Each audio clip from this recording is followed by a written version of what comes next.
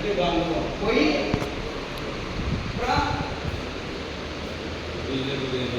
கொலை பொய் அப்புறம்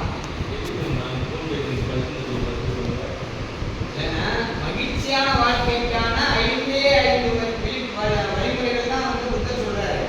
ஒண்ணு கொலை பண்ணாத, பொய் சொல்லாத, கொலை பொய் திருட்டா கற்பழிப்பு இல்ல, விரல்மணி நோக்காத, அடுத்தவன் மனைவி மீதோ இல்ல தவறான காமம் கொள்ளாத. சொல்றது அவருக்கு தான். நீ மகிழ்ச்சியா வாழணும்னா இது ஒரு 5 தான். அந்த 5 வழிமுறைகளை நீ பண்ணா போதும். கொலை செய்யாத,